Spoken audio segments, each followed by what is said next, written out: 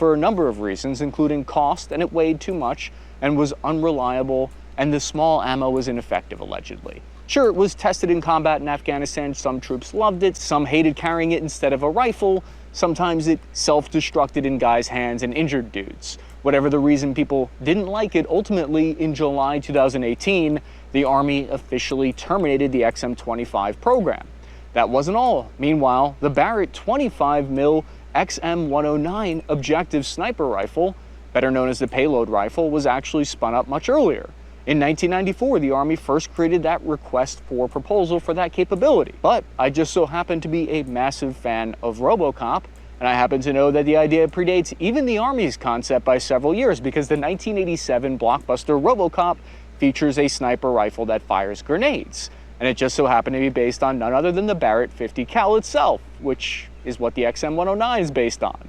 I'm not saying the Army got the idea from RoboCop, but I'm not saying they didn't either. I was so obsessed with RoboCop, I used to dress up in tinfoil and try to be like him. Okay, now you know my deepest, darkest secret. What's yours? The XM109 was supposed to be capable of defeating light armor, ragdoll people out to 2 kilometers. Test results from the weapon have been released since then, so we know it could penetrate at least 1.5 inches of steel at 1,200 meters.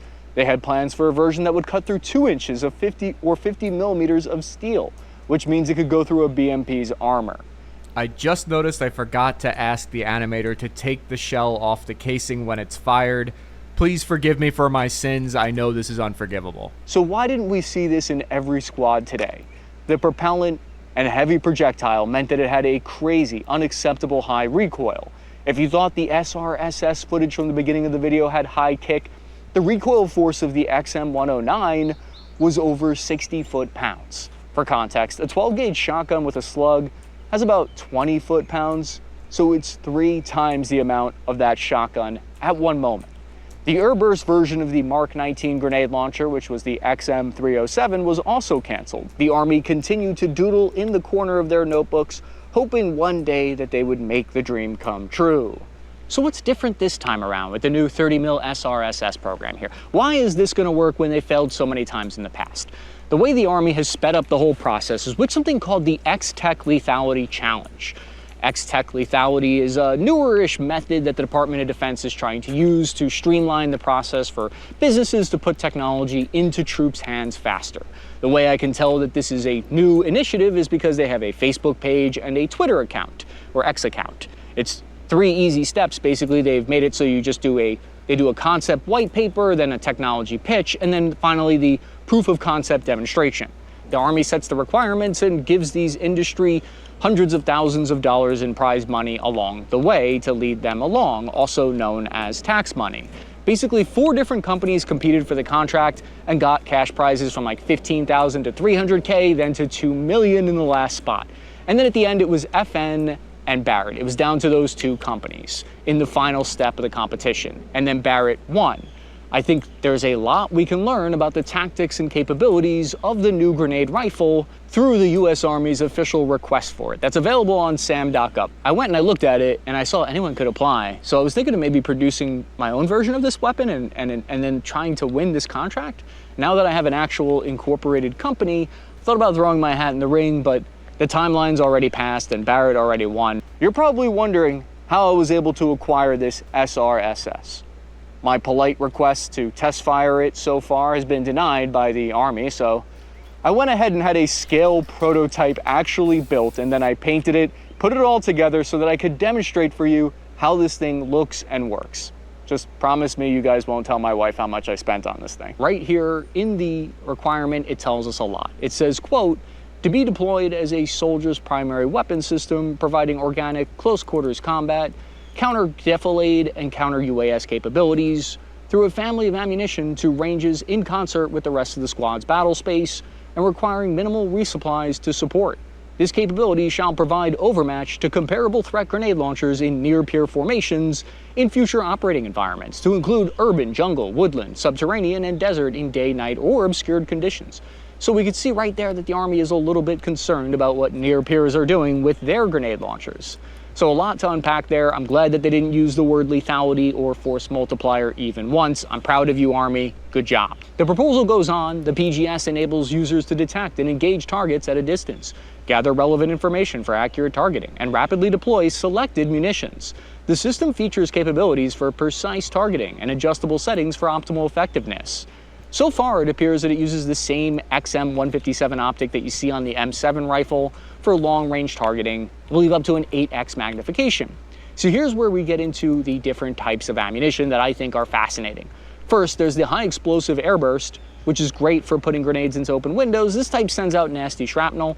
Then there's also close quarters battle round, which is meant for room and trench clearing.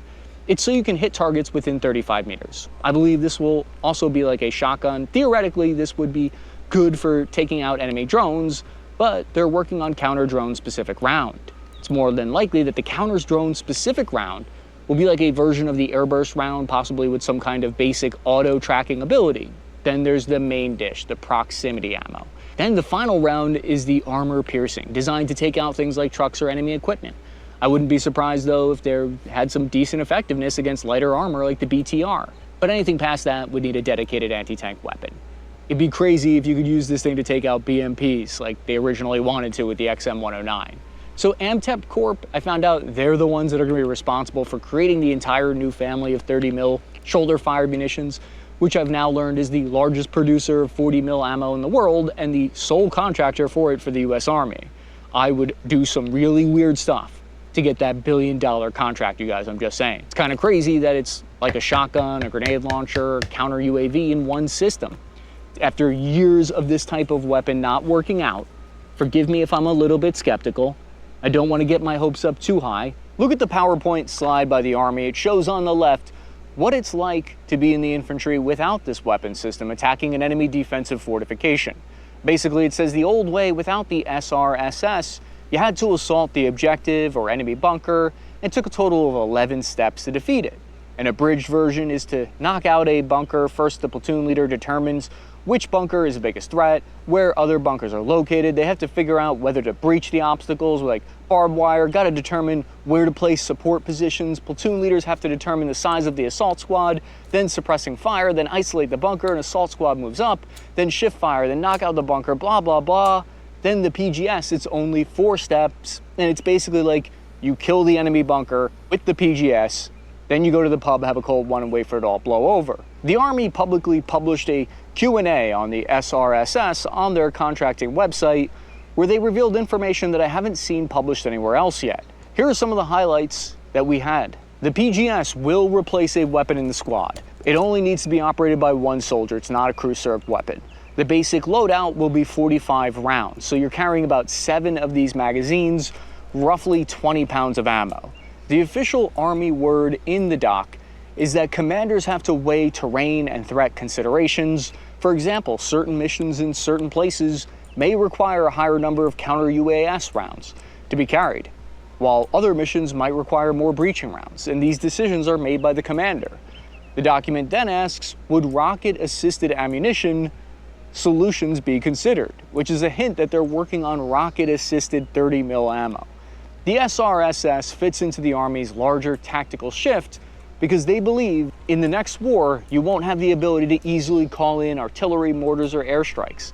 This is intended to give light infantry extra firepower. The size and weight limitations that are introduced, though, leave some interesting issues for the designers to have to work out when it comes to recoil. So Mars Inc. used their long recoil action system, which incorporates the barrel reciprocation into the actual function of the bolt. This has the general effect of lowering the rate of fire in traditional rifles, but that won't be a big problem for this kind of rifle. Additionally, rifles will use a pneumatic dampener, almost like a howitzer does, to really allow the shooter to stay on target after firing, instead of getting kissed in the eyeball by a scope ring. According to the designers of the SSRS, the felt recoil is about the same as shooting an M4, but that's a wild claim. Maybe I misunderstood what they were saying. I don't know. I'm skeptical of that claim, especially after seeing a video of the Northrop Grumman one fired. But I really hope that turns out to be true. Gets even crazier though. In a recent interview I saw, Mars Inc. explained how their prototype, they're actually using cut down barrels from A-10 aircraft 30 mil cannons. If anyone has a lead on where to get some spare A10 parts, let me know. I'm working on something. According to the company, the 30 mil round fired from the SSRS is anywhere between twice as lethal to 4 times as lethal, depending on the round type. I should be doing their marketing. Wait, am I already doing that? Am I just a tool for the military-industrial complex? What is the meaning of my life? Why am I here? New squads will only be getting 1 precision grenade launcher, at least for now, meaning each infantry platoon will likely have 3. With the news that Barrett and Mars Inc. won the bid, we'll have to see if it actually ends up being fielded. They say 3rd time's a charm, and so we may finally be getting programmable ammunition into the hands of Army grenadiers across the force. Or we'll just be setting ourselves up for heartbreak once again. What do you guys think about the Army's new SRSS? Do you love it? Do you hate it? Go over to CappyArmy.com for full show notes, new merch, and exclusive content. I'm your regular infantryman, Chris Cappy, ending transmission now.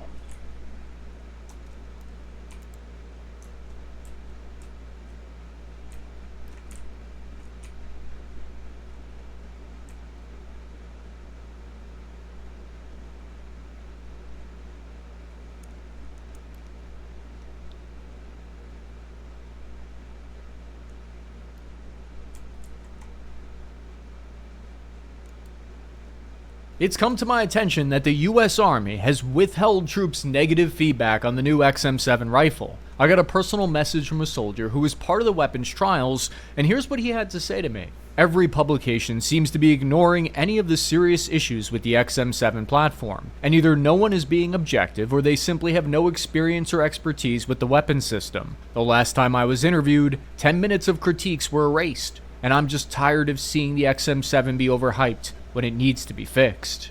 When this soldier was interviewed about the XM7 by some major publications, he gave them a full rundown of its pros and cons. However, to his surprise, only his positive feedback was published. Somewhere along the line, there was a breakdown in communication, and all of his negative feedback was scrubbed and removed from the record. So it turns out, we only got part of the story from Army leadership. I am Joe's complete lack of surprise. This could have happened anywhere along the line. It could have been a public affairs officer trying to do the right thing, it could have been a directive from Big Army, or it could have been an editorial decision at one of these publications. At the end of the day, what happened was it wasn't published. Some evidence that healthy debate is still alive comes from a gigantic bombshell of a story that just dropped. A US Army captain by the name of Brandon Trent just published a scathing, just savage public report on the XM7 where he just tears it apart. He highlights serious performance concerns, even calling it, quote, unfit as a modern service rifle. Listen to the bombs Captain Trent was dropping at the Marine Corps Association.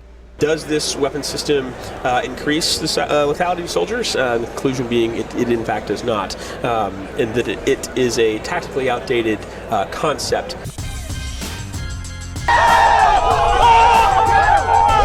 In this video, we're going to look at 2 things. First, the claims against the performance of the weapon from this 52-page long white paper. And then second, we're going to look at the official response that has come from the weapons manufacturer and the Army themselves. And we'll see what their defense against all this is. It's crazy how fast something can go sideways like this XM7 program. Doesn't matter how solid something looks on the surface, one bad move and everything can change. You guys already know I'm a regular infantryman. We're back in 1 year. Guy. But look at the economy. More PvP Armored Warfare Tier 6 at the moment. Jumping around the Tiers 2 a little bit. They help give people real security by helping them protect their savings with physical gold and silver. These are tangible assets that don't just vanish when the market takes a hit. They've got an A+ rating with the Better Business Bureau and thousands of 5-star reviews. And right now, if you call them and mention my name, you get up to $15,000 in free silver with your initial purchase. Just call 844-779-0306 or text Cappy to 65532. That's 844-779-0306 or text Cappy to 65532 or click the link in the description below. This wouldn't be the first time the Army's tried to sweep weapons performance issues under the rug, right? The disastrous rollout of the M16 rifle during the Vietnam War saw negative feedback be outright ignored by Army leadership. The consequences were terrible. Soldiers' M16s jammed in the middle of firefights. Troops had to write letters back home to family and Congress, begging them to investigate the M16. This led to a 1967 congressional hearing that revealed leadership knew about the issues all along, but buried the negative feedback. A full report found evidence of negligence and disregard for soldier safety. Was history repeating itself? Were we stuck in a loop, I said while looking really pensive and not at all pretentious? The ironic thing is, the M16 actually turned out to be an outstanding weapon after all the errors were fixed. But the only way errors ever get fixed is when we're not afraid of a little bit of negative feedback. That's why Captain Trent published this paper, to hopefully get this system improved. It's a 52-page long thesis that I read so you don't have to. Unless you want to, the show notes are all on CappyArmy.com. But during his 10 months of research, Captain Trent heard reports of accuracy ranging from 3-minute of angle all the way up to 6-minute of angle, which would be a big no bueno sandwich, because the requirement of the XM7 is 4-minute of angle, which basically means you're hitting within a 4-inch circle at 100 meters. Same standard for the M4. However, some troops claim that this wasn't the case, it wasn't that accurate. The soldier I spoke to said that every couple of shots the XM7 rifle fired, it would throw around wildly, randomly far off course. Things are going to come out one way or the other, and it's better that any vulnerabilities come out in the early adoption process than when everyone already has the rifle and you're in combat and all of a sudden you're taking way more casualties than you should. And that's why the soldier feedback is very essential. And you can still, kind of couch it in a way that doesn't reveal vulnerabilities or anything without feeling like you're censoring soldiers. That's not necessarily what is happening, but that's the impression a lot of soldiers are getting from what it sounds like. Trent states that the XM7's relatively short barrel of 13 inches is combined with a muzzle velocity requirement of greater than 3,000 feet per second. This means to achieve that greater velocity, the XM7 has to create higher pressures. So according to his research, there's this immense chamber pressure of over 80,000 psi, pounds per square inch. All that is well and good, but what does it really mean? So it causes dramatically increased wear of the internal components and ammunition. On page 30 of this study, it says that across the population of sample rifles, the author observed degradation of the following components: barrel rifling, bolt, extractor, suppressor locking ring, suppressor itself. The most serious observation the author had was the degradation of the barrel rifling, though. So the report says that they examined weapons that were fired 2,000 rounds through them, and they had degradation of the rifling in the same exact spot, always 4 inches from the muzzle on top portion of the barrel. Trent personally disassembled and inspected a total of 23 XM7 rifles in various stages of wear. Some of them fired 5,000 rounds. All that means, though, is that the accuracy is going to be effective and you potentially won't hit the target far away. It's like my old squad leader used to always say to me: stop missing them. Trent and the source that I spoke to privately both spoke about cases rupturing as well. All of this has reopened a long-running discussion about the fundamental purpose of the Next Generation Squad Weapon program, the reliability of the XM7, and the very nature of modern infantry combat itself. Meanwhile, the Army is about to blow their whole load all over this weapon because the 2025 Army budget document by Big Army shows that they're moving full steam ahead with its plan to purchase these weapons. Take a look at page 189 of the budget. It shows the 111,000 of these new rifles are to be ordered into the arsenal within the next decade. That's basically the Pentagon telling Congress that they plan to move forward with spending this money on the rifles.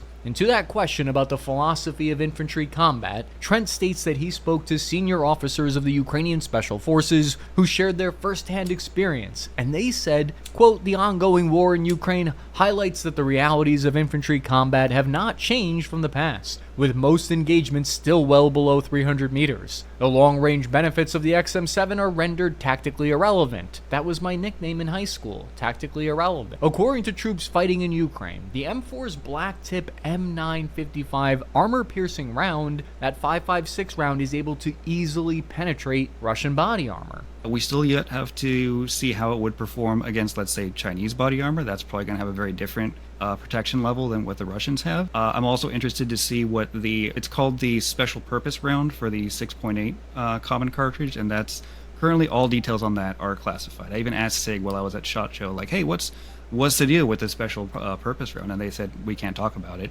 On page 33, Trent outlines a major problem with the suppressor system that all troops experienced, he says. So during night shoots, the SLX suppressor begins to glow red hot after just a few magazines are put through it, to the extent that it washes out the helmet-mounted night vision devices used by soldiers. The heat from that SLX suppressor so bad that commercial off-the-shelf suppressor covers haven't been able to mitigate the problem. So what he's talking about is when you wear night vision goggles, they're so sensitive to light that if you have something in front of you that's glowing red, for instance, from heat, it's going to be super hot and just wash out your vision from the night vision goggles. And that's a problem if it can't dissipate heat fast enough and your magazine and it's glowing red hot. I reached out to the people at SIG for comment on this suppressor issue, and here's what one of their employees had to say.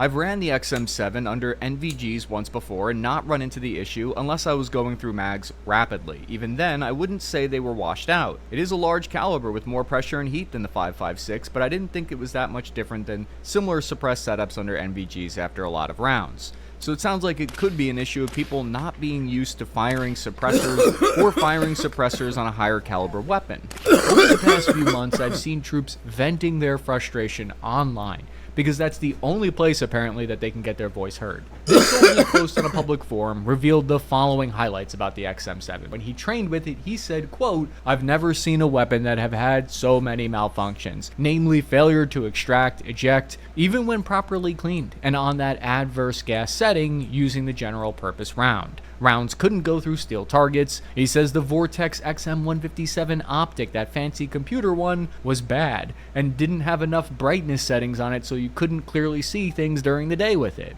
He details how two-piece ammo casings were blown apart occasionally, and that the casings were stuck and jammed into the XM250 machine gun frequently. Go over to the US Army's official YouTube channel in their newest video on the XM7, and here's the top comment with 209 likes. "Talk to individual soldiers without Army cameras pointing at them and they hate this rifle. My last unit who fielded it last year said it had reliability issues, weighs more than the M4. Less useful rifle that limits our guys' ammunition capacity. It's the M14 all over again."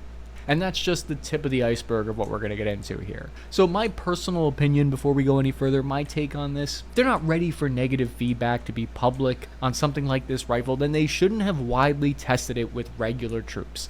There's nothing wrong with keeping things close to the chest with your prototype new weapon. There's nothing wrong with wanting to work out the kinks internally. That's part of operational security. But once you put these weapons into the hand of everyday Joes, and you tell them that this is your new weapon and your life is going to depend on it, and it's going to go into full rate production, you can't start trying to keep information internal at that point. You guys, this isn't the Chinese Communist Party here, where they switch the weapon system on you and you like it or else. Keyholing be damned. I think one of the advantages of the U.S. military compared to other militaries out there that are much more hierarchical. Here, the U.S. military welcomes that feedback because as long as it's in an unclassified format, which Captain Trent was very careful to make sure everything is unclassified.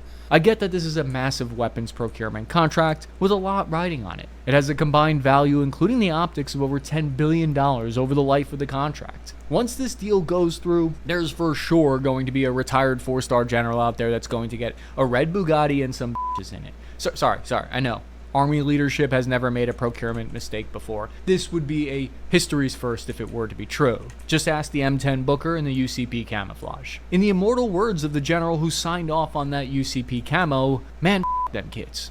Captain Trent states in his study that the problem with the rifle goes much deeper than simple manufacturing defects or minor tweaks. The study he wrote was his student thesis at the Marine Corps Expeditionary Warfare School. He used what I would describe as a data-driven approach, where he had a bunch of spreadsheets, I'm sure, and then he combined historical analysis of how U.S. infantry weapons have evolved over time. He used ballistic tests, modern soldiers' experiences with the XM7 out in the field, plus his own observations of the new rifle's performance during tactical exercises that he was on, that he saw firsthand. That's a huge insight. And officers, he used the word lethality 29 times, modular 5 times, but the way I know he's a good officer is he didn't use the word force multiplier once in the whole paper. Captain Trent's thesis is that the Army made a mistake that they've made before. They evaluated rifles based on static range performance instead of actual combat conditions. On page 3 of the document, he outlines how in the 1950s the Army fell into this same incorrect philosophy when it adopted the M14.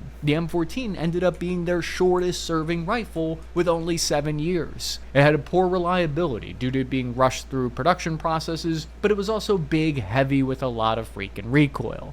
Another lesson that's been pulled out is that the greater the volume of fire a squad down to an individual rifleman can produce, the more effective they are at achieving fire superiority, which then enables maneuver on the battlefield and enables success tactically and so on and so forth as you go.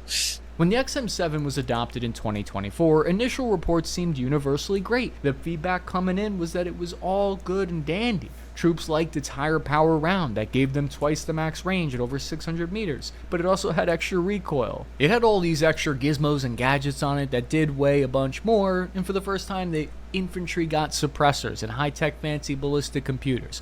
All this sounds f***ing legitimately b***ass, but that doesn't mean that there aren't problems here. The soldier who spoke to me said that it felt like shouting against a wall to get any of the officers or civilians to listen to the very real issues that people were having. My big takeaway there that's surprising is that even the feedback going to the officers above him isn't being listened to, it sounds like. It's one thing if it's going out to the press and they're cutting it from the press, okay, whatever, but it's going to leadership and they're not even paying attention. It must be frustrating to be asked for your feedback and then have your overall point ignored or misrepresented. Sir, maybe someone should look into all these issues with the weapon. To admit defeat is blasphemy against the Emperor. You're right. Sorry, don't hurt me. But what about being able to suppress the enemy? Trent's report has some incredible insight here because he was actually invited to attend the company live fire with soldiers from the 1st Brigade, 101st Airborne Division. This was the first unit to receive the NGSW, and he saw how over 50 officers, NCOs, and junior soldiers felt about the new weapon system. He had the opportunity to speak with them on the ground and get insight into their experiences with the XM7. Unfiltered, unvarnished, and raw. He says that the platoon that the author observed was tasked with providing suppression of the objective in order to enable the maneuver of another platoon in the company. 10 minutes after making contact with the enemy, the volume of fire the platoon was able to output was insufficient. After 15 minutes, the platoon was almost completely out of ammunition for rifles, light machine guns, and medium machine guns. By this point, spare XM7 magazines had already been taken from soldiers not on the firing line, platoon leadership, radio operators, and medics. What this means is they're taking ammo from everyone else and giving it to the frontline soldiers. What this means is there wasn't enough ammo on them because they were down from 210 rounds of the M4 to 140 now. Learn here is just how to do our job, get good reps in, learn how to move with these weapon systems. And one key thing that I think we should learn from this exercise is how to conserve ammo, given that our universal basic load is significantly lower. Imagine what it would be like in a future state-on-state conflict. It would be unlikely that the infantry company would be able to have constant logistical supply of fresh ammo that's needed. Meanwhile, a complete unloaded XM7 rifle issued to soldiers, he put it on an actual scale, and it was 13.2 pounds, which is significantly heavier than even the Vietnam-era M14. According to Trent, while watching training events, he saw soldiers physically unable to hold up their XM7 rifles for more than a few moments because of the weight. Get good, guys, get swole, go to the gym if you want to have the XM7. So the problem is, if you were in trench clearing operations, you have to have your weapon up at the high ready constantly, so if you're going to get fatigued doing that, that could be a problem. But what about the ability to penetrate that Temu Chinese body armor? Trent conducted an interesting tactical test, I thought. He talked about the relationship between the weight of the XM7 and the size of the caliber used, and the way that it impacts shooting time on target. They call this, I think, time on target. The test was conducted by the author with the United States Marine Corps Weapons Training Battalion. Shooters tested both the M4 and the XM7, and they aimed at targets between 7 to 300 meters, standing to prone, and the results of the test was that the heavier XM7 had reduced reaction time. They were slower on target.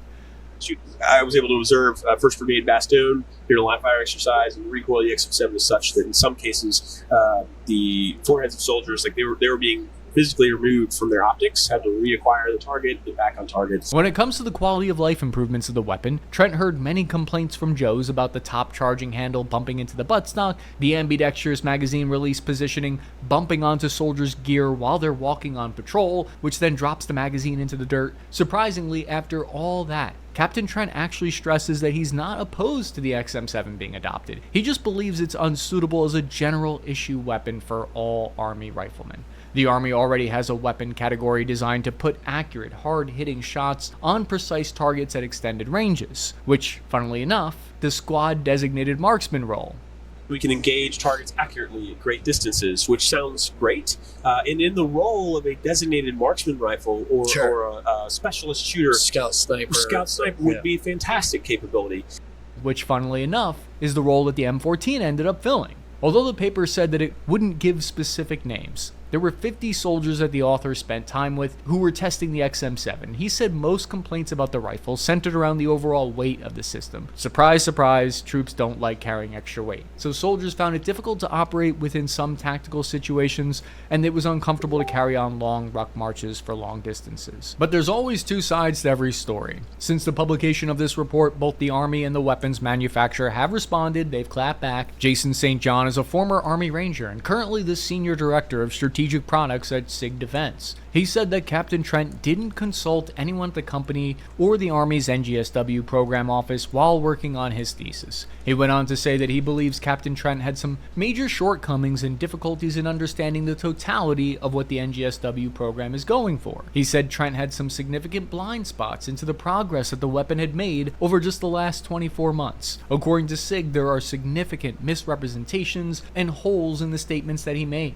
So for instance, he stated the weapon actually has a PSI closer to 77,000 and that it's been proved all the way up to 125,000 PSI with no safety concerns. SIG went on to say that their barrel life exceeds 10,000 rounds, which is 5,000 more than what the Army requires. As much as it's weird seeing soldier feedback get edited out, that like we kind of observed, I still believe all the positive reviews that we saw, those still are true. Those are still real comments people made that are in favor of the weapon. So that's what makes it so hard to judge like what's going on here, because people still like this weapon on a lot of cases that have had hands-on experiences with it within 101st Airborne and 30th Brigade and everything. David Patterson, Director of Public Affairs at the PEO Soldier, said that there have been no reports of incidents of cartridge cases rupturing. Over 1 million rounds have been fired, and they validated safety and operation of the weapon and its ammo. According to the Army, 20,000 rounds were fired through each barrel with no loss of accuracy. So the Army asserts that the new weapon was tested in something called a NGSW operational assessment, which I believe we don't have public access to, but they say that it was designed specifically to address the ammunition capacity concerns. So in their test in the offensive that they ran, and in a number of situations where they were in defensive scenarios and outnumbered, they claimed they still had enough ammo to do a counterattack afterwards. As to the debate about the philosophy of the weapon, David Patterson pointed to the Secretary of the Army's guiding principle. Quote, "Yesterday's weapons will not win tomorrow's wars." And here's what Captain Trent said that his goals were with the project. It requires further exploration by experts in the field, decision makers in high places to really explore this. So hopefully we were able to get some soldier feedback out into the public and give a voice to some of the lower enlisted that felt like they were being overlooked and that leadership wasn't looking at what they were saying and their concerns. If you want to support independent journalism here at Cappy Army, you can become a channel member on YouTube or Patreon, where I post exclusive full interviews and news updates. Or check out my exclusive raw combat footage analysis on Pepperbox. You get 2 weeks free trial if you want to check it out. Also, our website, cappyarmy.com, is up and running with all the episodes, full show notes, and the sources on there. I'm your everyday infantryman, Chris Cappy, ending this transmission now.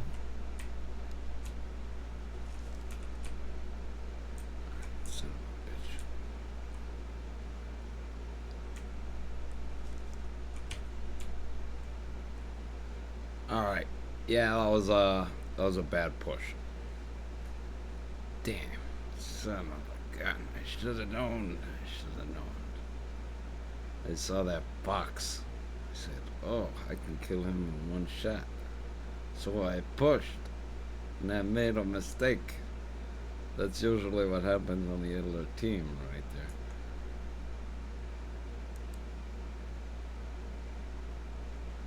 Alright.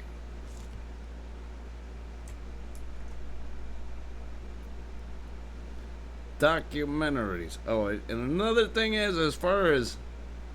Alright. the XM7. So basically, it was denied for all general widespread use. It was denied for that, and then the reason being, and I kind of agree with it too, because the big emphasis that I got out of that was it's too damn heavy. It's too damn heavy, and when you're surprised, it's hard to damn bring it up to your eyeball and aim down sights or whatever the hell. So in my opinion, the main battle rifle of the United States Army should be something lightweight, something lightweight and something that has range. So that's my two criteria right there for a rifle. And it's even better if it's got stopping power, because they were talking about body armor too. So you're gonna want it to go through that, of course.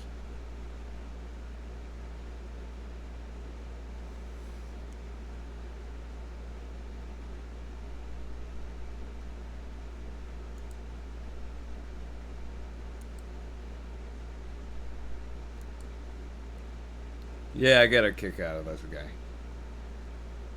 I get a kick out of this guy big time. I think he's pretty entertaining. Oh, he just started this channel, so he doesn't got too many damn views. I mean, not too many views. He's got plenty of views, but he doesn't got too many videos. Well, I don't know. His last channel, they bought it from him probably for a few $1 million, and now it's operated by that blonde guy. He's kind of like the show guy on the last channel there. I like this guy better. I'm not even gonna. Actually, I might as well unsubscribe. Actually, now that I think about it, because I don't know. I like this guy way better. This guy's much better. All right. Another 20-minute long episode over here. The American war plan to destroy Iran's nuclear facilities starts in an unlikely place 3,000 miles away on this tiny speck of an island in the Indian Ocean called Diego Garcia. It's a little-known base that's been used in every major armed conflict in the Middle East since the 1980s, proving that no matter when you were born, you're right on time to fight in the Middle East. This US base at Diego Garcia is located just south of the equator, and it's one of the most remote islands on the entire planet. This allows bombers to safely launch long-range missions into the Persian Gulf, East Africa, and even Southeast Asia. And that's why during the initial warning order phase of the war, bombs, missiles, fuel, and cargo aircraft are surged into the theater over the course of a month. And this could explain why, for the first time in over 4 years, the US military just deployed B-2 stealth bombers to Diego Garcia in early April 2025. It's like my old squad leader used to always say, what could possibly go wrong? According to satellite imagery, there are currently 6 bombers on the runway, which is about 30% of the entire fleet in one location. That's $12 billion worth of American force within just 10 square miles. And the crazy thing is, we already know this war plan has existed for nearly 2 decades, because the former chairman of the Joint Chiefs of Staff, Admiral Mike Mullen, publicly revealed it back in 2015, which means that this plan has just been sitting on a shelf somewhere in the annals of the Pentagon collecting dust, tempting every general since then with hard, sensual eye contact. Now the US government has resurrected the plan once again by giving Iran a deadline of less than 2 months to reach a diplomatic agreement on their nuclear program, or else. And if I put on my regular infantry thinking cap, we can see that this is all interconnected. Iran is funding Houthi terrorists who are bombing shipping lanes in the Red Sea, destabilizing the whole region and the world's economy, while the Houthis say that they're doing this in solidarity with the Palestinians who are getting bombed by Israel with, you guessed it, US support. You guys, it's a perpetual conflict machine. It's the geopolitical equivalent of the snake eating its own tail. And that's why I think it's important for us to analyze this air campaign against Iran's nuclear sites. What tactics would the US use in an attempt to destroy these facilities? What would the cost be? And for the love of God, is there a diplomatic solution that we could use to avoid all of this destructive possibility of war altogether? I'm your everyday infantryman, Chris Cappy.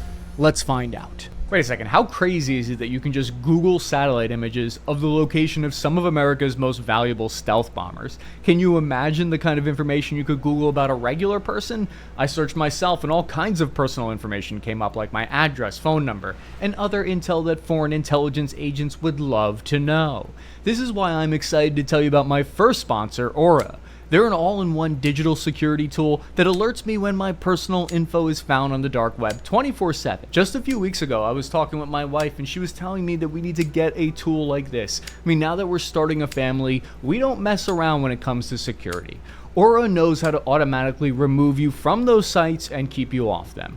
With this one app, you get every layer of protection. It comes with real-time fraud alerts, a secure VPN, antivirus, and $5 million theft insurance protection, all included. Aura is offering you guys a special 14-day free trial to see if you like it. Just go to aura.com/CappyArmy. I'm not leaving my family defenseless, and neither should you guys.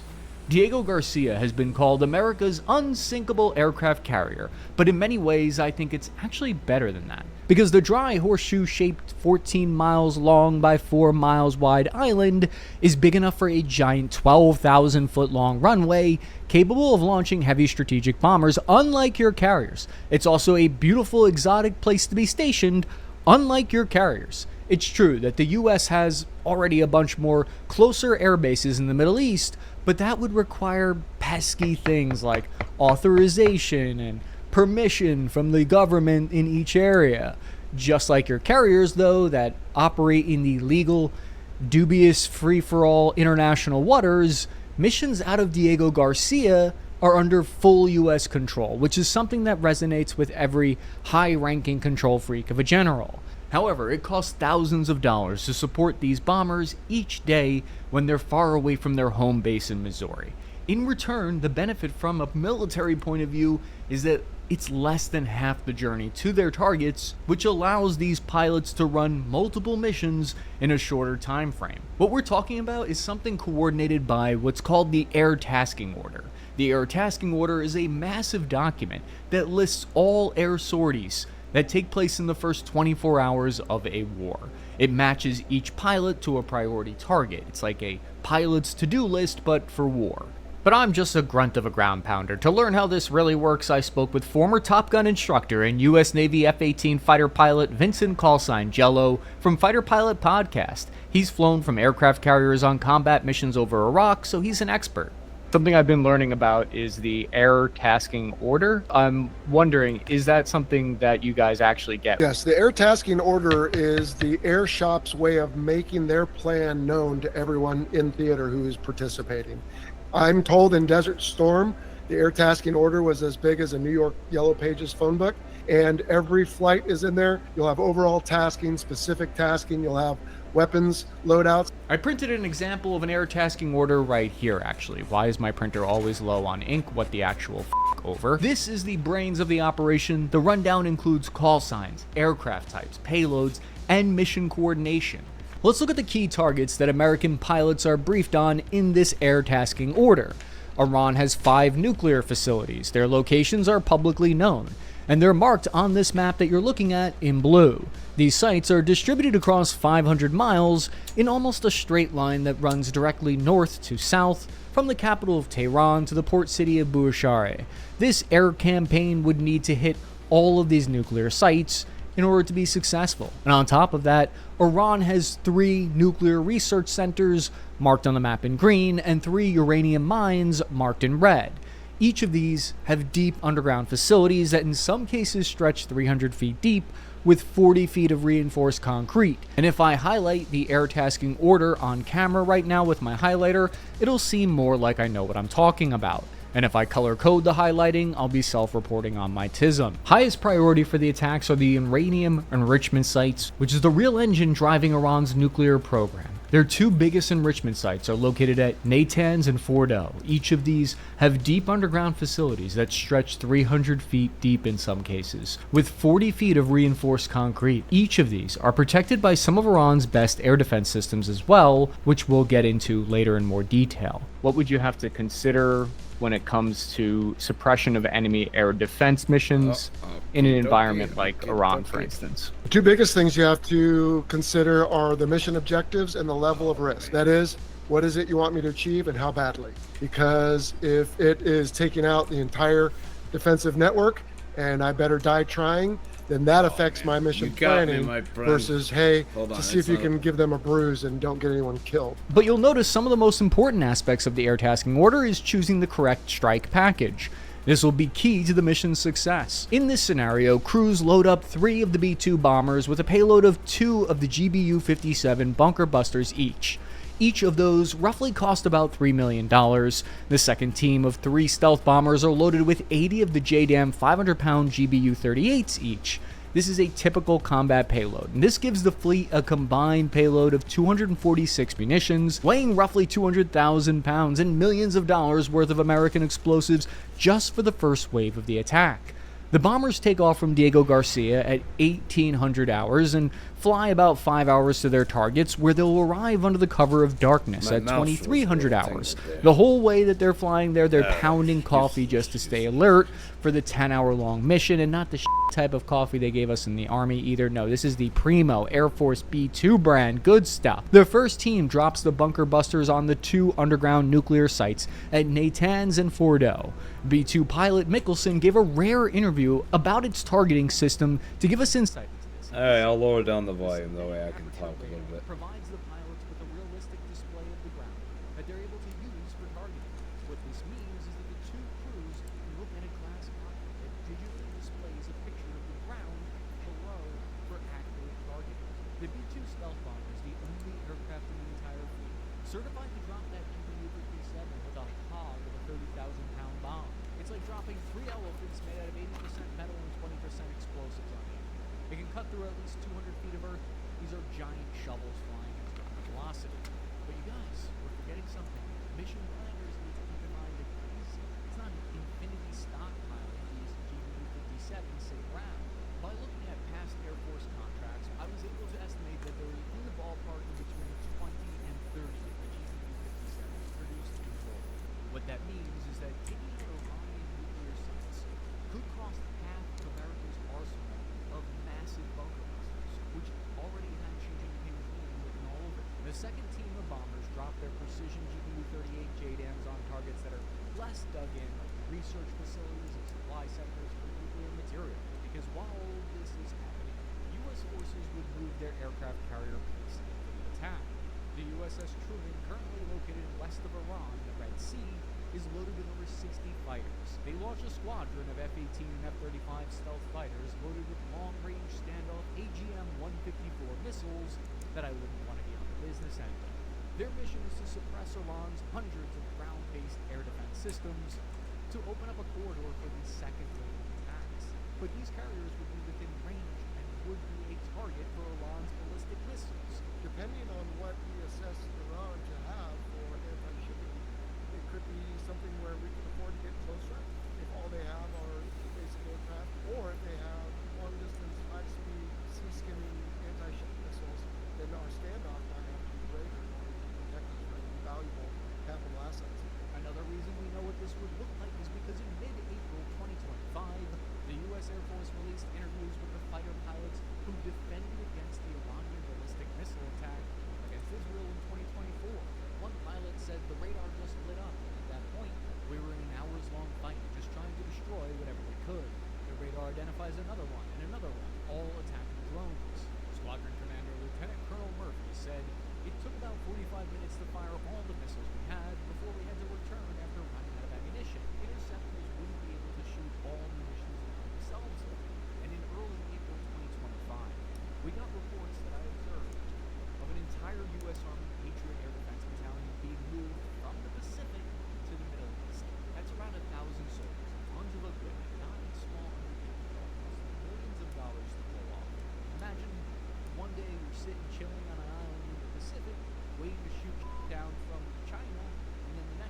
sitting in the desert waiting to shoot shit down from Iran. Because according to the head of U.S. Indo-Pacific Command, it took over 70 flights from C-17s to accomplish this gigantic airlift, where they moved 32 Patriot interceptors into place. You guys, what I'm trying to say is the U.S. military has spent an enormous amount of money to signal to Iran that they're serious about going through with this operation. These air defense assets on the ground will be augmented by aircraft carriers launching electronic warfare planes to attack Iran's air defense radars. This would shut them down and align them for a brief window with a blast of interference. This jams the communication with Iran's leadership. Flying alongside them is what's called a combat air patrol, which is made up of F-22s, F-15Xs, and their job is to protect Iran and intercept retaliatory missiles midair. Welcome to your almost credible defense briefing on Iran's capability to intercept American fighter jets with their air superiority fighters. All right. I'm gonna put the audio back up because I'm listening to documentaries right now, or we are rather. I don't know, whichever, however you want to say it. Documentaries. That's right. Modern man stuff. Iran has an estimated 40 of the old F-14s, 30 of the MiG-29s, as well as a bunch of Su-24s. These are all 1960s and 1970s era outdated jets, and in reality, about half of these fighters are going to be fully operational due to the fact that maintaining aircraft is an absolute nightmare. Should Iran choose to even scramble their jets, these MiGs are going to be armed with the old R-27 missile that has a max range of about 80 kilometers. Not the top of the line stuff, but it's still a threat in the same way that someone swinging their fists around in a room long enough might connect with your jaw. Are you taking off with a mix of air-to-air missiles and air-to-ground, or are you taking off, is the payload on your aircraft very specifically planned out? And you tell me, hey Jello, I need you to go attack this thing, and I've done my weaponeering, so I know what kinds of weapons I need and how many, and what impact angle and speed. Well, then I know that I can launch with that for where we are, the temperature, the winds we can expect on the aircraft carrier, that I can take off with that munition. This coordination of this entire air battle is done by the Joint Force Air Component Commander, who's responsible for creating that air tasking order with his battle staff. And the command and control is done by CENTCOM's Air Operations Center, which is located in Qatar. The big picture doctrine that the U.S. Air Force uses is centralized control, but decentralized execution. So a lot of authority is given to pilots on how they want to execute the mission. I was going to show you my work on this part, but then my printer had to die on me. It's 2025. How can we not get a printer to work, but we can send missiles thousands of miles across the earth? What the fuck over? Meanwhile, the two carrier strike groups have at least one submarine alongside with them that are armed with dozens of Tomahawk cruise missiles, vertical launch cells, and these precision weapons. The 8 Arleigh Burke destroyers spread out between the two groups provide an air defense radar coverage for the carriers. They act as a kind of coordinated, sort of interlocking web of missile defense. Once Iran's air defense is knocked out, assuming it is, it would pave the way for some of America's less stealthy jets to target the entrances to the nuclear facilities, blowing up exposed air vents and collapsing the tunnels. And that leads us to the next step. It requires that we look over here at the UK's RAF Fairford base. In February, American B-52s used Fairford base as a launching pad to fly a show of force mission right next to Iran's border across the Middle East. These slower flying, more vulnerable heavy bombers would be free to operate once Iran's air defense was reduced. In our scenario, they each dropped about 70,000 pounds of ordnance over these nuclear sites. That's a combined 140,000 on top of the already 200,000 just straight donated to their nuclear program. I imagine right now there's someone out there watching this who helped plan the Iraq war saying, wait a second, we could have just sent bombers instead? We have to look at Iran's air defense network to understand the challenge that US pilots are up against. We actually have a pretty good idea of where Iran's EW radars and air defense network are deployed along the western border with Iraq to stop Israeli jets, and then as well on the southern border watching the water route to stop American B-2 bombers from Diego Garcia. Added together, we know that Iran has several hundred launchers of different varieties, from your S-300 to your Tor-1. However, their ability to intercept American stealth fighters is a whole nother story. One major part of the equation that has changed since the Gulf War and Iraq is the sophistication of Iran's missiles. They're more accurate and have greater max range than in past decades. What this means is, for the first time in history, the American bombers at Diego Garcia may actually face danger.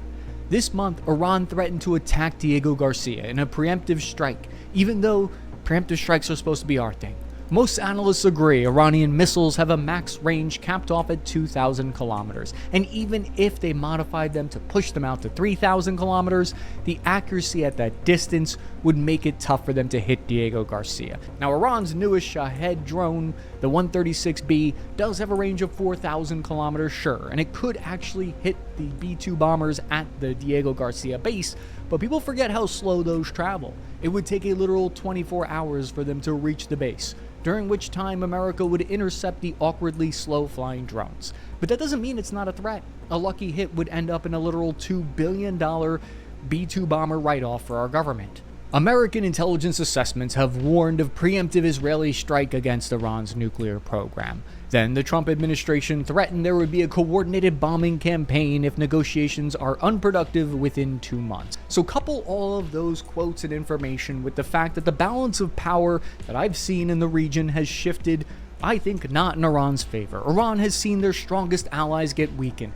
Assad was overthrown in Syria. Hezbollah's leadership was beeper bombed. Hamas's fighting capability was greatly reduced. The United States sees this moment in history, I think, as a window of opportunity where Iran has the least amount of leverage we've seen them have at any other point in over a decade now. But why might the United States act now? In part because of what's called breakout time. For years now, we've been hearing how Iran is only months away from a nuclear weapon. Then people get confused when you see a few months go by and Iran has no nuclear weapon. Seems like some generals are crying wolf. But they forgot to mention that Iran is only a few months away from a nuclear weapon if they actively choose to develop one. So far, they haven't chosen to develop one. Part of the reason we know this is because UN weapons inspectors are still allowed in Iran to verify this information. Researchers like Justin Bronk at the Royal United Services Institute believe a US bombing campaign would have its limits. He said, quote, ultimately, short of regime change or occupation, it's pretty difficult to see how military strikes could destroy Iran's path to a nuclear weapon. It would be a case of essentially trying to impose a measure of military deterrence, impose cost, and push back breakout times back to where they were a few years ago. These airstrikes would damage their sites and make the breakout time longer. But full-blown regime change in Iran is likely not an option being suggested by the United States. Even if they desired to do an invasion, it would be physically unlikely due to the lack of locations from where a large American conventional ground assault could take place from. None of the countries surrounding Iran would allow it. It'd be extremely unpopular with the American people. An air campaign would be capable of destroying Iran's nuclear sites, sure, but this would not be a permanent solution. The genie cannot be put back in the bottle. Is that a racist analogy to use at this? This is why hopefully the final method to end any potential of Iran weaponizing a nuclear program is the one that is hopefully used, and that's the diplomatic one. The United States government uses their economic leverage as a method to gain concessions from Iran. But the major question here is, will Iran make concessions and stop enriching past roughly 4% in exchange for sanctions relief? The threat of a credible U.S. military response is one of the main pieces of leverage the United States has. The doubling down on the development of a nuclear weapon is one of the main pieces of leverage Iran has. It's my hope that a peaceful diplomatic solution is reached. But so far, we've yet to see either side buckle, and what that means is we might see this war plan put into action. For more content, you can go to our Patreon. There's a link in the description. A couple of videos are up there already to support true independent journalism, or you can sign up for Pepperbox to get my exclusive weekly combat footage analysis show. I'm your everyday infantryman, Chris Cappy, ending transmission now.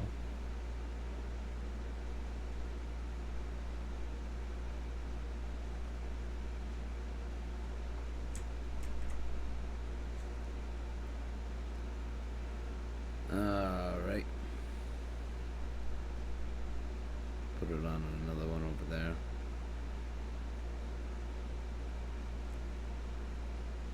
Yeah, what's the next video gonna be? Alright, I'll put maybe one more about this guy. Let's see what's he got.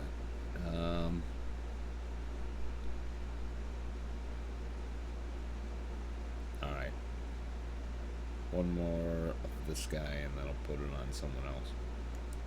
Cappy. There have long been reports of American Black Ops in Europe, but the full extent of these shadow missions are only now becoming clear, because recently some of them have been declassified or widely leaked to the media. From the depths of the Cold War to the modern conflict in Ukraine, I dug through these congressional testimonies and newly declassified CIA documents, so you don't have to end up on a watch list. In this iceberg format video, we're going to start with the crazy missions and then get into the absolutely buck wild insane ones. The way American Special Operations work is each of the 7 groups have their own region that they specialize in. 10th Group has specialized in the defense of Europe since they were created in 1952. Their original mission was to conduct partisan warfare deep behind enemy lines if the Soviet Union ever invaded into Western Europe. Because of this unique mission set, they're unlike any other Special Forces unit. They were given fake identities and cover stories to hide their true background, the kind of tradecraft you'd normally see in a CIA officer. They were required to learn Russian, get really into European culture, and start smoking cigs. By 2021, US Special Forces were present in 33 out of 44 European countries. A full 11% of the Special Forces were deployed to Europe, many of them 10th Group guys. General Clark, the former chief of U.S. Special Operations Command, said our SOF have partnered with European allies since before 2014, focused on building resistance networks. But that is not just in the Baltics, that's through the rest of Europe. When General Clark was saying the rest of Europe, I think he was possibly hinting at a place called Ukraine, where we're only just now starting to learn the true extent of American clandestine missions. In 2014, Russia annexed Crimea and started arming separatist movements inside Ukraine. A lot of people don't know this, but in response, the 10th Group US Special Forces sent a 150-man-sized company on the ground inside Ukraine. And they weren't just there to party in Eastern Europe and drink the forbidden absinthe. No, we'll see they had a big tactical impact. When I was researching this episode, trying to find information on US Black Ops missions in Europe, I noticed something annoying. The search engine prioritized paid results to the point where I had to skip to freaking page 3 to find anything genuinely useful. That's the initial reason why I reached out to FreeSpoke to sponsor this episode, and they agreed. FreeSpoke prioritizes relevant information. They also provide unbiased search results, giving me a rating of each publication's leaning, whether it's left, right, or center. They're not prioritizing some hidden agenda. Look, I'm always typing into the internet looking up stuff on bombs, CIA kill teams. That 100% has put me on some type of government watch list. But not anymore, because unlike big tech, FreeSpoke respects your privacy, so your browsing history is private, and you're not getting bombarded with targeted ads. It even gives me the power to search through independent media sources like podcasts. FreeSpoke is giving my viewers 25% off your annual subscription by using my promo code CAPPY25, which gets you 25% off your annual subscription. The link is in the description under the video. That's CAPPY25 to get 25% off. Start using a search engine that helps promote independent media voices like my own and will save you an enormous amount of time on research and work. In February 2022, US Special Forces 10th Group was actually on the ground in Ukraine in the capital city of Kyiv. They were training their Ukrainian counterparts in how to use sensitive items like Javelin and Stinger missiles to defend themselves. They actually helped train them on new reconnaissance and attack drone tactics.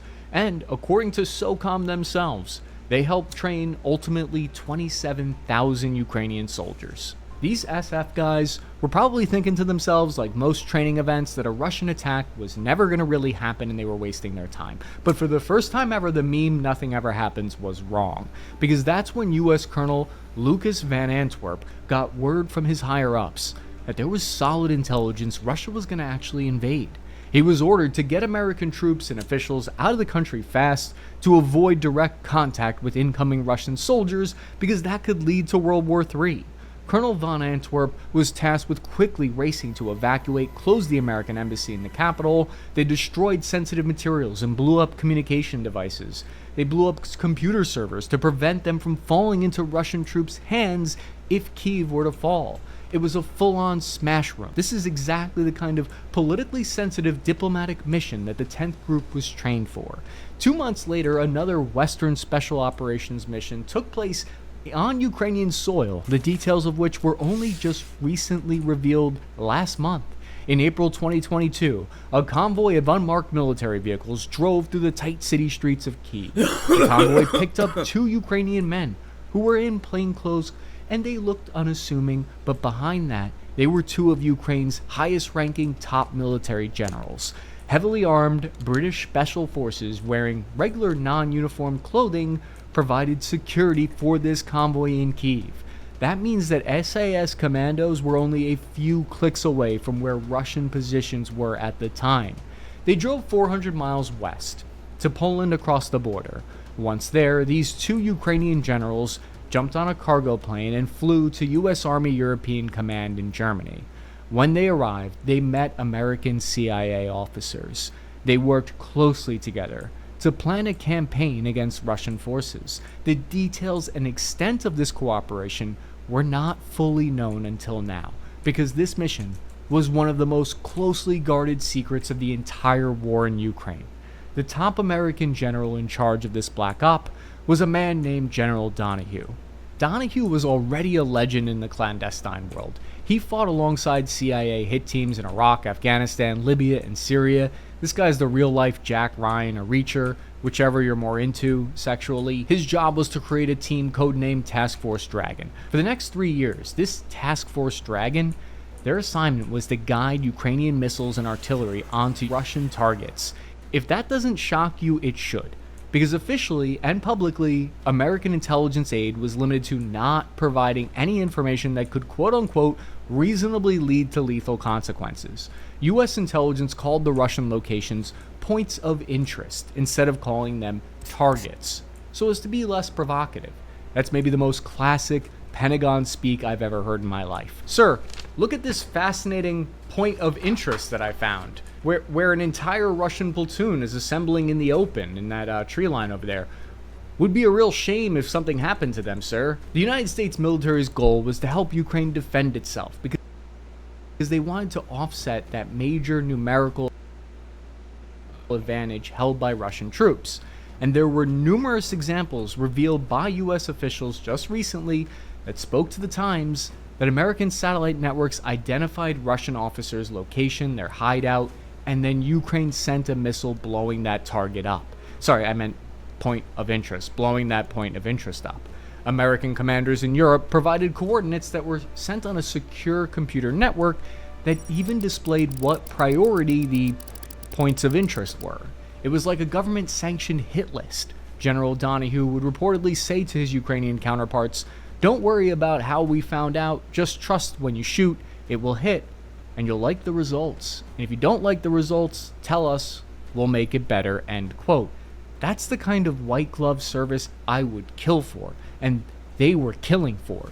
The US intelligence was even on a small unit level, where General Donahue would reportedly tell Ukrainian infantry units which houses they were empty in front of them that they were cleared to go up and advance to. It was basically the first war done remotely through Zoom. This would be the perfect place for a VPN advertisement. Don't want the Kremlin knowing you're sending targeting data to Ukraine? Use code CAPPY for 10% off your military-grade VPN. But on the real, how were they getting such spicy intel? It's likely has something to do with the presence of Western special forces that were on the ground in Ukraine. This is now undisputed common knowledge because of an April 2023 leak which showed that 14 U.S. special forces were in Ukraine, which is about the size of one A-team detachment. This was part of a wider intelligence leak done by a U.S. Air National Guard soldier in a Discord channel. Look, if there's any Chinese or Russian Air National Guard troops that want to leak intelligence to me, feel free to do it on our Discord server. But that airman was later sentenced to 15 years for leaking those documents.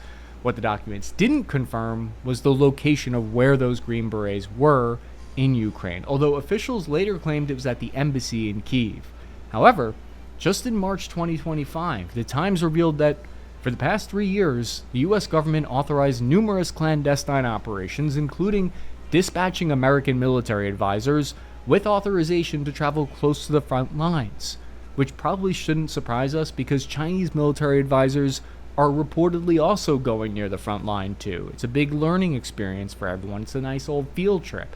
Everyone's gooning right now in this proxy war, being right on the absolute edge. We know Russian FSB has been operating deep in Western Europe on sabotage missions.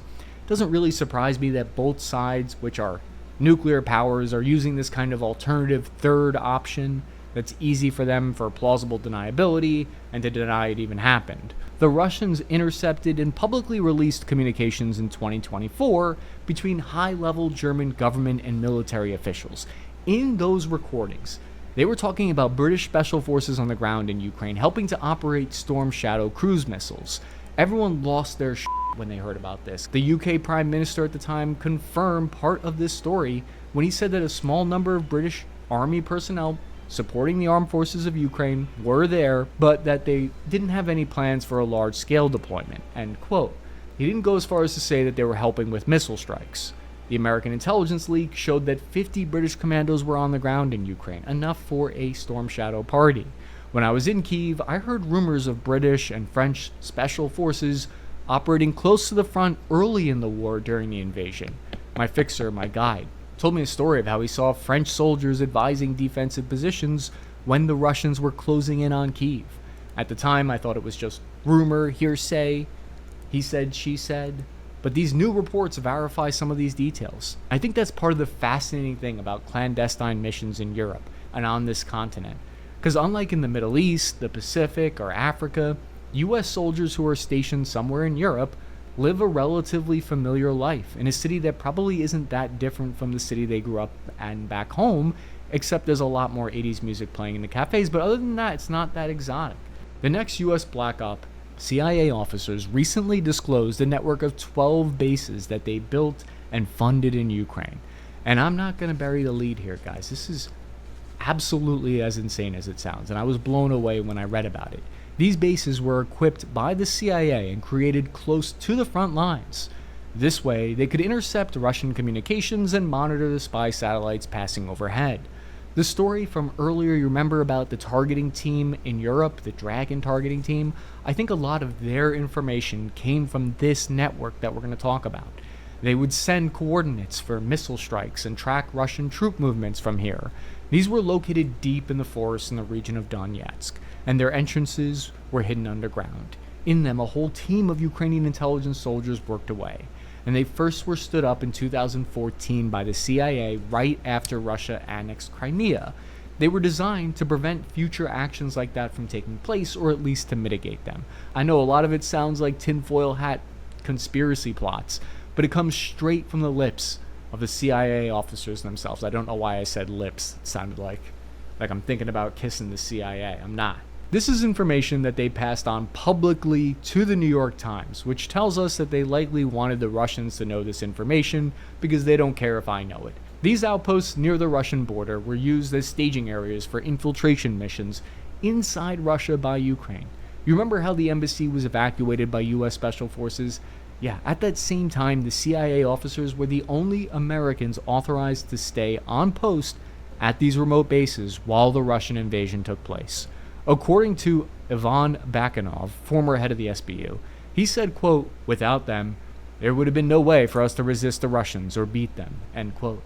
Starting in 2016, the CIA helped to train an elite team of Ukrainian commandos called Unit 2245. The US government gave strict orders to not kill any Russians with their training. So of course, the Ukrainians immediately started killing Russians with their training. They blew up Arsen Pavlov. He was a soldier in the occupied Donetsk region, an officer, and they killed him with a bomb. They used a remote-controlled unmanned shoulder-fired rocket launcher to kill a Russian-backed commander in another occupied territory. We saw several assassinations inside Moscow, for instance. And when the CIA heard about this, they bugged out because they were worried it would mean retaliation from Russia. This led to the Ukrainian leader of the unit being fired, and the Russians returned with a car bomb that killed the 2245's commander, Colonel Shaplov. killed him on his way to see and meet with his CIA counterparts. If I put on my regular infantryman thinking cap, here's how I'd break down the geopolitical situation that special forces are facing in Europe. After World War II, the US pumped Europe full of cash and security guarantees to rebuild it into a wall of friendly democracies. During the Cold War, they kept their defense budgets up. But once the Soviet Union threat faded, a lot of them hit the brakes on spending. The main fear has always been the same, getting steamrolled from the east and handed a government that they didn't vote for. That's why so many countries sprinted to join NATO in the 1990s. Nobody wanted to end up back under Moscow's boot, but from the Russians' point of view, NATO creeping around closer and closer looked like a threat from their perspective, so they claimed they're just pushing back. And now here we are again, on the edge, watching tanks and borders like it's 1985 all over again. So for the next story, let's go back to where it all started in the Cold War, when the US and Soviet Union were waging a secret undercover war against one another around the world.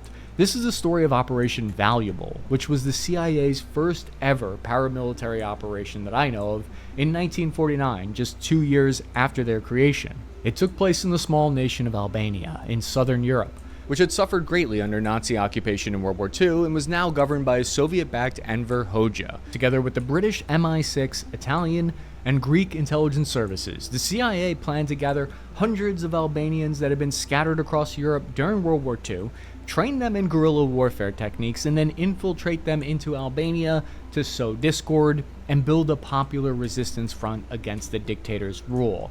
NATO was concerned the Soviets were secretly building a submarine base, and that Albania could be used against NATO forces in the event of a full invasion of Europe. According to the Italian naval intelligence, the Albanian dictator was unpopular and the people were looking to rebel anyways. At a minimum, the operation aimed to create so much conflict within Albania that the Soviet construction there would be halted and they wouldn't be able to send aid to other communist groups in neighboring countries. But the grand prize was to overthrow the entire regime. The top-secret operation created the template for some of the tinfoil hat government toppling that we recognize today. The first recruits for the operation started training in July 1949 on the island of Malta. In the first set of 9, they landed on the Albanian coastline using a Greek fishing boat. The group split into 2 teams and moved to link up with resistance groups near the city of Vlora, but they didn't get very far before Albanian security forces discovered one of the teams.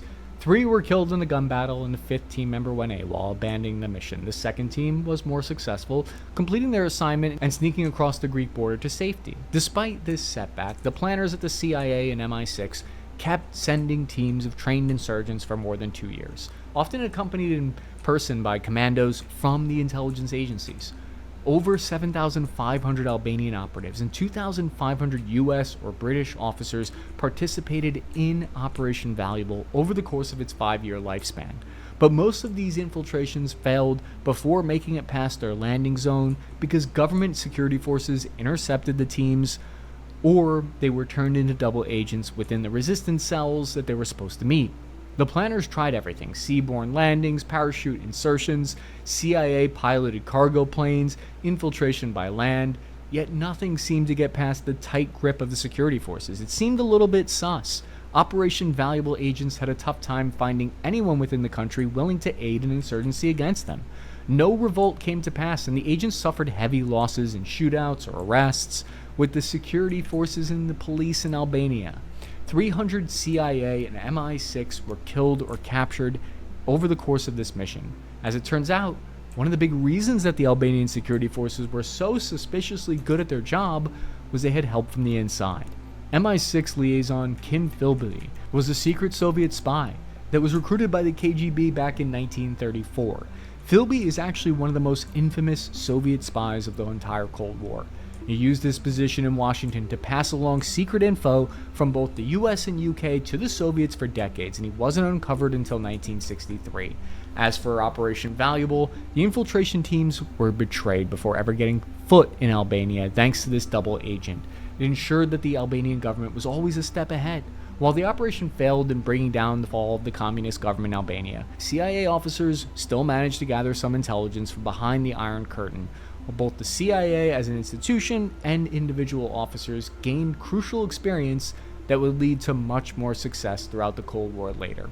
But this next story is actually terrifying to think that it was given the go-ahead by several top military officers. I first learned about this story of Operation Greenlight from one of the hosts from the podcast Team House, Jack Murphy, in his book We Defy. I got a lot of this research from that source, so I highly recommend you grab it online. Full credit to Jack. In 1983, a U.S. Special Forces team pulled up to an airfield in Pope Air Force Base, North Carolina. They were greeted by two men in black suits. They looked like feds who had no flags or identifying patches. They were fully